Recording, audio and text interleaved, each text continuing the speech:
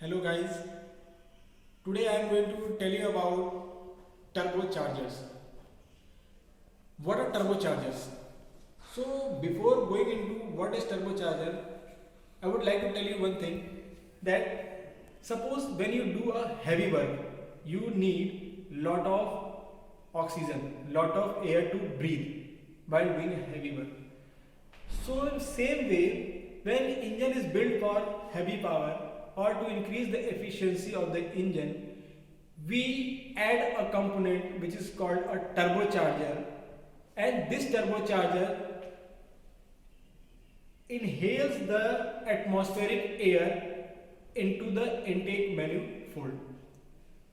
What is the benefit of this? The engines without the turbocharge are called the naturally aspirated engines. Naturally aspirated means they are directly taking the atmospheric air into the intake manifold. But in the forced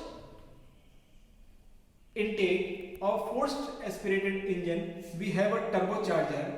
Means the turbocharger is sucking the atmospheric air and pushing it into the intake manifold.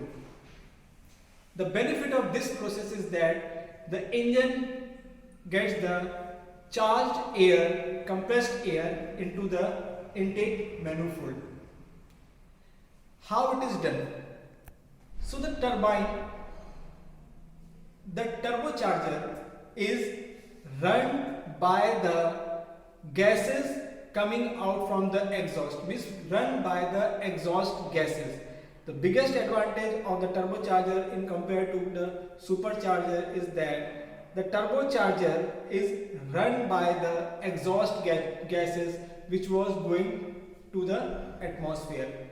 Means we are utilizing the exhaust gas to run the turbine of the turbocharger. So here I will show you a turbocharger which is fitted into a Mercedes diesel engine M642. This is a Mercedes 6-cylinder engine OM642 which has a turbocharger.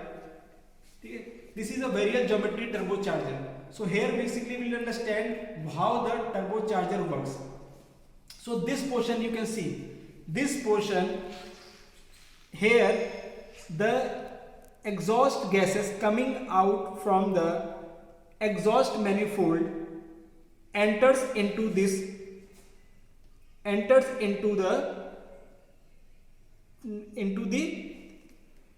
turbine, and this turbine is directly connected with the compressor.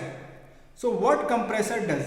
So when the exhaust gases run this turbine, and this turbine is directly connected with the compressor, the blades of the compressor rotate. So they suck the atmospheric air from this passage, they suck the atmospheric pressure air and send it to the intake manifold after passing it through the intercooler.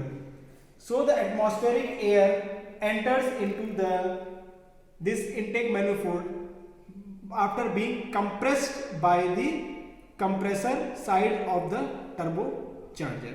So before sending the air into the intake manifold, after compression it is cooled, because as we do the compression, the temperature of the air rises. So before sending it into, we cool it with passing it to the intercooler, and after intercooler the air is sent into the intake manifold. So this is the process of the working mechanism of the turbocharger, and the advantage is that this increases the power and efficiency of the engine, and it can also help in a lot of way in downsizing size of the engine. This is a Mercedes petrol engine, inline 4-cylinder engine M274, and here also we can see a turbocharger being installed attached with the engine. So this is the exhaust side, and this is which is called the turbine, and this is the compression side. The air is sucked from the atmosphere by this compressor and compressed and is sent to the, come here, I will show you. And after being compressed, the air is sent to the intercooler. This is the intercooler, and after passing to the intercooler, it is sent to the intake manifold of the engine. So you can see air being sucked from the atmosphere, compressed by the compressor and cooled in the intercooler, and after cooling from the intercooler, the charged air is sent into the intake manifold. So this is the working of the turbocharger. This is a two-stage turbocharger. So two-stage turbocharger have one small pair of compressor and one has a large compressor. So two-stage turbocharger actually is used for overcoming the disadvantage of lag.